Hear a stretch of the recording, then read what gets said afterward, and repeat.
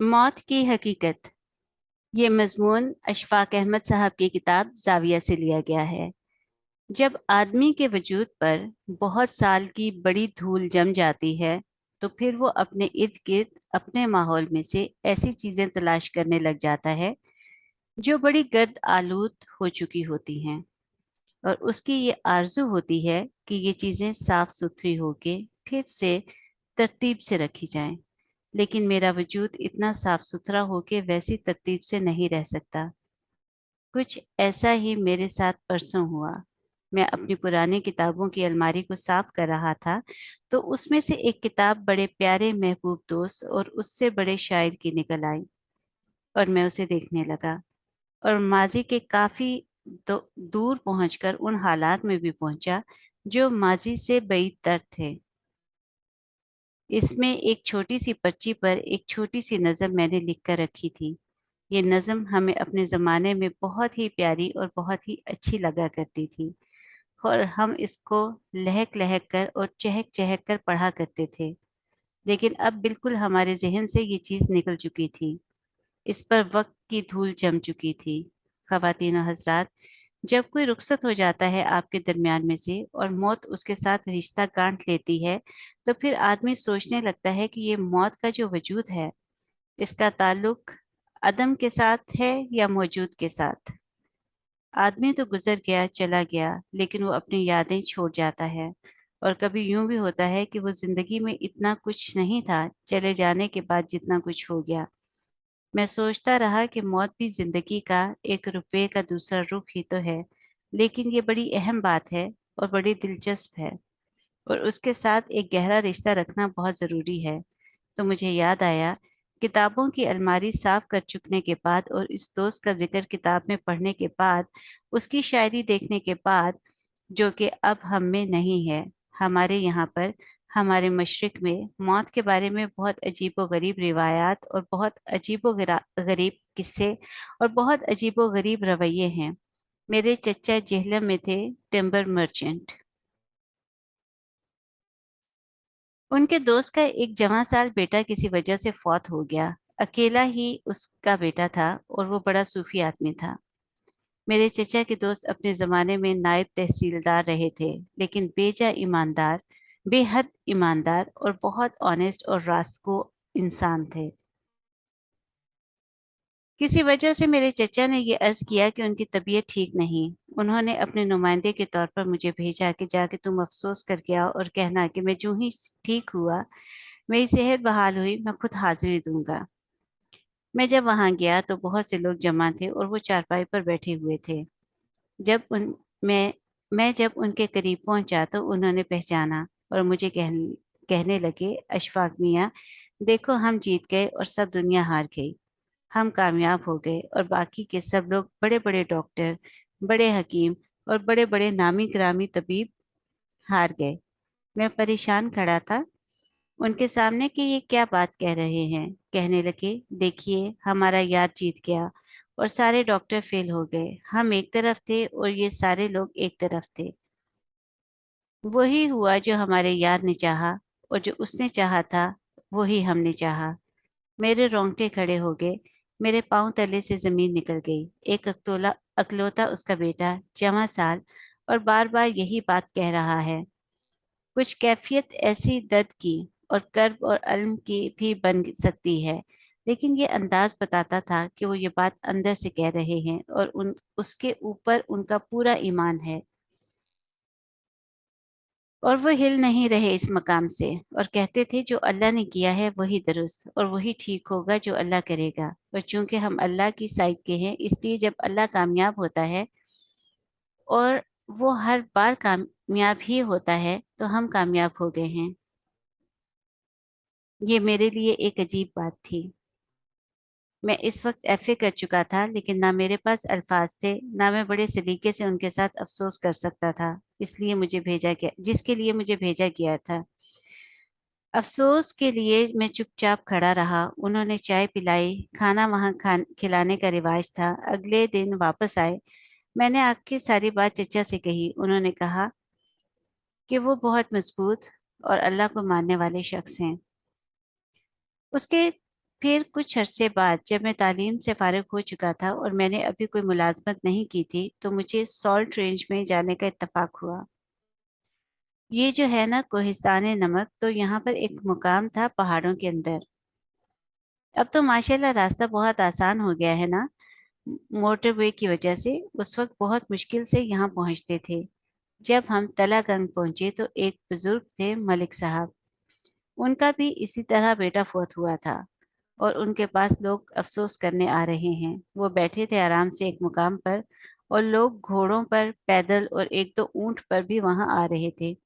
बहुत रईस से इस इलाके के जो आदमी भी जहां पर मलिक साहब बैठे थे उस दायरे के करीब पहुंचता था, वो अपने घोड़े की बाग या शतर की महार छोड़कर पैदल चलता हुआ रुकता था और हाथ ऊंचे करके एक आवाज लगाता था, मलिक साहब हक हो यानी जो कुछ भी हो, ये हक हो।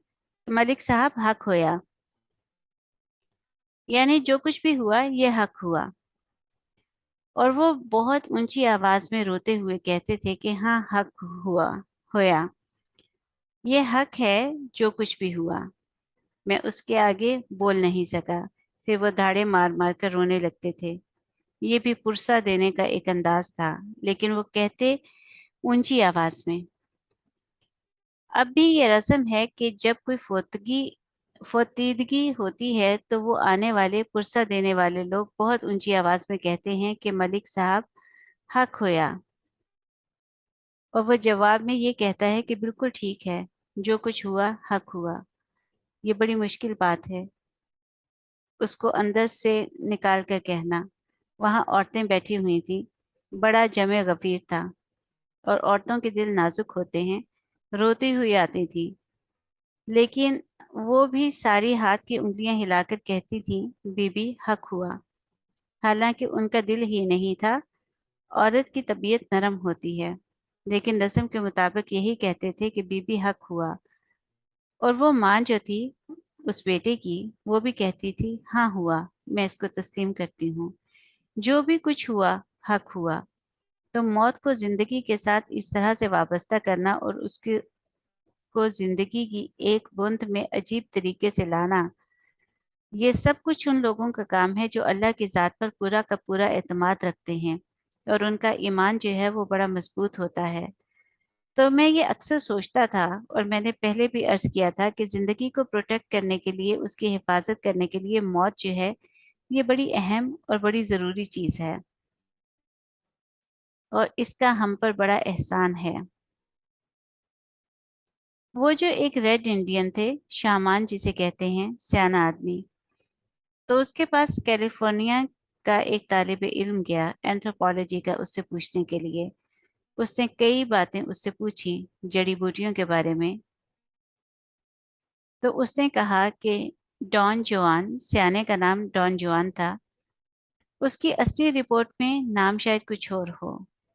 तो उसने कहा, डॉन जुआन, बात यह है कि जिंदगी में बहुत सारे मुश्किल सवालात सामने आ जाते हैं, उनको कैसे हल किया जाए। उसने कहा कि मुश्किल सवाल तो आने ही नहीं चाहिए। सवाल तो तुम खुद बनाकर इसमें खुद को फंसा लेते हो। सवाल कोई चीज नहीं है। लेकिन ये जोर देने लगा कि साहब, हम शहर में रहते हैं, आपको क्या पता है। खैर, उनका कुछ झगड़ा शुरू हो गया। वो कहने लगा, देखिए, मैं आपसे पूछता हूँ कि मेरी एक मंगेतर है। मेरी उससे कई सालों से मंगनी चल रही है। अब एक और लड़की हमारे दरमियान में आ गई है। मुझे अपनी मंगेतर भी अच्छी लगती है, वो भी अच्छी लगती है। मैं उसका क्या हल मैं उसका हल क्या करूं? मेरे पास उसका कोई हल निकलता नहीं है। और मैं बड़ा अच्छा आदमी हूँ। मेरी मंगेतर बहुत अच्छी खातून है, और वो लड़की भी बहुत अच्छी है। डॉन जुआन ने कहा, भाई, अगर इतनी मुश्किल पेश आ जाए तो फिर आप अपनी मौत से पूछ लिया करें। हर आदमी के साथ बाएं हाथ पर 5 फुट के फासले पर उसकी मौत चलती है। हर वक्त साथ रहती है, तो उसको कहो, ए मौत, तू बता अब क्या करें। तो उसने कहा, क्या वो जवाब देती है? उसने कहा, हाँ।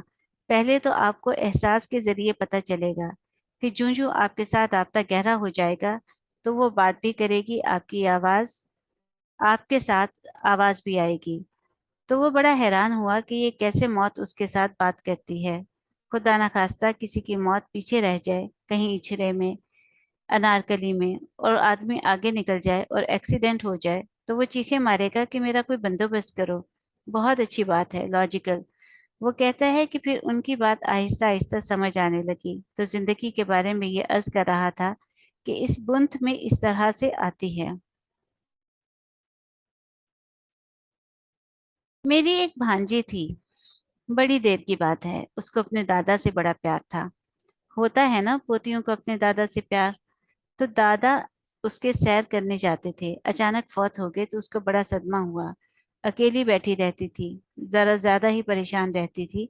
तो एक दिन उसके घर की मुलाजमा ने कहा, मुन्नी, तेरा दादा कहाँ गया? उसने कहा, मेरे दादा रोज सुबह सैर को जाते थे, तो मेरे दादा और अल्लाह मियाँ इकट्ठे सैर किया करते थे। बहुत लंबा चक्कर लगाया तो मेरे दादा थक गए, तो अल्लाह मियाँ ने कहा, अब तुम वापस किधर जाओगे? तो मेरे घर में ही रह लो, रेस्ट कर लो। तो मेरे दादा वहां रेस्ट कर रहे हैं। तो अल्लाह उनके बड़े दोस्त हैं। इतनी गहरी बात उसने कही, बड़ी अजीबो गरीब बात कर दी। तो ये मशरिक के लोग बात करते हुए मानते हैं कि मौत जिंदगी का एक अहम तरीन हिस्सा है। मैं 1948 में पढ़ता था गवर्नमेंट कॉलेज में। पाकिस्तान नया नया बना था और कायदे आजम अभी जिंदा थे, तो कॉलेज में मुमताज मुफ्ती आया, साइकिल हाथ में पकड़े हुए, तो मुझे क्लास के बाहर बुलाकर कहने लगा, तुम फारिग हो? मैंने कहा, कॉलेज से फारिग होना ऐसी बात नहीं। उसने कहा, जरा चलते हैं, मैं आया हूँ पिंडी से कि मुझे खबर लेनी है एक बुजुर्ग की।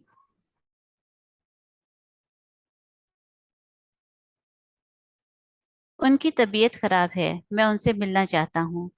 मैंने कहा, चलो हम इकट्ठे चलते हैं। मुझे याद पड़ता है, हम कृष्ण नगर में गए, वहाँ एक जगह थी, लॉली लाज। पुरानी वजह के घर थे, उसके अंदर गए। एक जरा से तारीक कमरे में एक बुजुर्ग एक पुरानी वजह के पलंग के ऊपर लेटे हुए थे, जिसमें शीशा वगैरह लगा होता था। वो बुजुर्ग काफी तकलीफ में नजर आते थे। उनकी चारपाई या पलंग के गिर्द उनके दोस्त बैठे हुए थे, जो मस्जिद में दोस्त बन जाते हैं। जिंदगी में एक तो आपके दोस्त वो होते हैं जो आजकल हैं, एक वो जब आप रिटायर्ड होंगे, तो फिर आप दूर हो जाएंगे इन करीबी दोस्तों से। तो इस वक्त हमारे सियाने ये राय देते हैं कि जब आप रिटायर्ड हो जाएं तो कम अज कम इस वक्त मस्जिद में जाना शुरू कर दें। वो वो एक ऐसा कीमती मुकाम होता है कि आपकी नई फ्रेंडशिप डेवलप होती है, जो इससे पहले कभी भी नहीं हुई थी। ठीक है ना, नई दोस्ती पैदा करें, और नई दोस्ती का पैदा होना बड़ी तकवीत का बायस होता है। खैर, वो दोस्त थे, सामने उनकी बहू और बेटा खड़े थे। बहू बड़ी ज़ारो कतार रो रही थी। तो मुमताज मुफ्ती ने जाकर कहा, मैं मुमताज हूँ। उन्होंने कहा, हाँ हाँ, मैंने पहचाना है। मुमताज मुफ्ती कहने लगे, आपकी तबीयत कैसी है? कहने लगे, मेरे गुर्दों ने काम करना बंद कर दिया है, ये मुकम्मल तौर पर फेल हो गए हैं, और मेरा लीवर जो था उसका चौथा हिस्सा काम करता था, अब वो भी काम नहीं करता। और सांस जो है मेरी, वो ठीक है। हाँ, दिल भी ठीक है। लंग्स के अंदर जो रेशा है वो मुंजमद होता जा रहा है। अजरूए शरीयत, मुझे लफ्ज उनके याद हैं। ये हुक्म है कि जब तुमसे कोई अहवाल पूछे तो जुजियात के साथ बयान कर दो। ये मैंने जुजियात के साथ आपको बयान कर दिया। वैसे मेरी कैफियत अल्लाह के फजल से बहुत अच्छी है। वाकई में ठीक हूँ। जो कुछ गुजर रहा है मैं उस पर राजी हूँ, लेकिन चूंकि हुक्म है बता दो, तो मैंने बयान कर दिया। तो वो बहू जो खड़ी थी, बेचारी नरम दिल लड़की, वो रोने लगी। वो कहने लगे, तुम घबराया मत करो, मैं ठीक हूँ। मैं यंग था बहुत। इस वक्त 6 ईयर में पढ़ता था। मुझे बहुत घबराहट तारी हुई एक आदमी को इस तरह से लेटे हुए देखकर, और उसको जाते हुए देखकर। बाकी लोग जो थे, हौसलामंद लोग थे। वो कहने लगे, नहीं शेख साहब, इंशाअल्लाह ताला आप ठीक होंगे। कहने लगे, हाँ क्यों नहीं, मैं ठीक हूँ।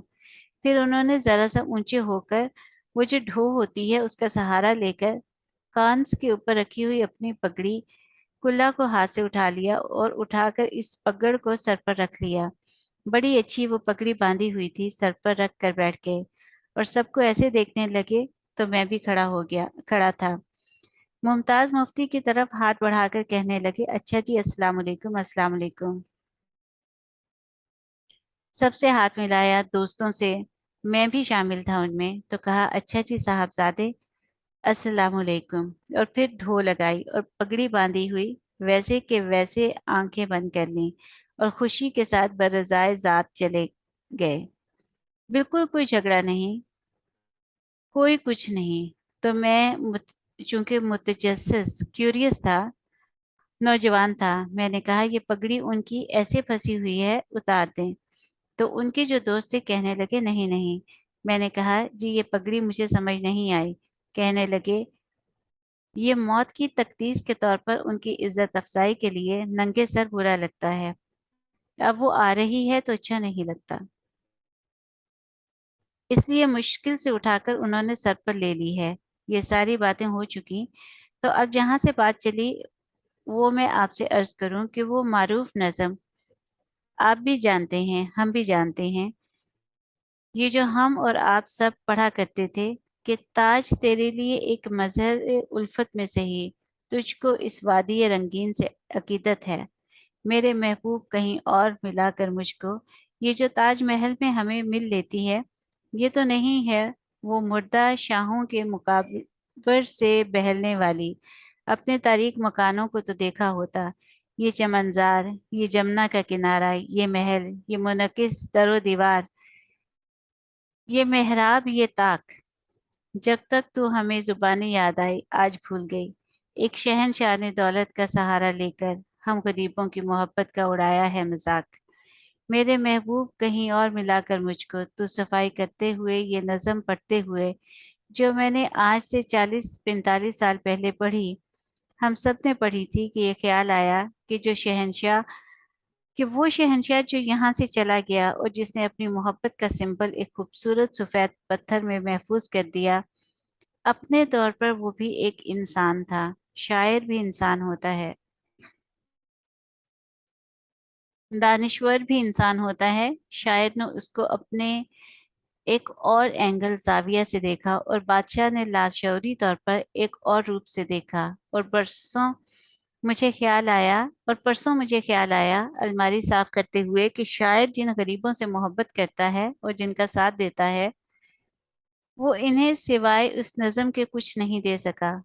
और वो शहंशाह जो फौत हो गया है, और वो जो बादशाह है और जो सिंबल अच्छा नहीं कहलाता है, वो इस वक्त हिंदुस्तान को पूरे $2.25 अरब सालाना डॉलर टूरिज्म के तौर पर देता है। और आगरे के 13,500 घराने ताजमहल की वजह से अपनी आला दर्जे की रोटी खाते हैं, जिनमें फोटोग्राफर भी हैं, संगतराश भी हैं, नक्काश भी हैं।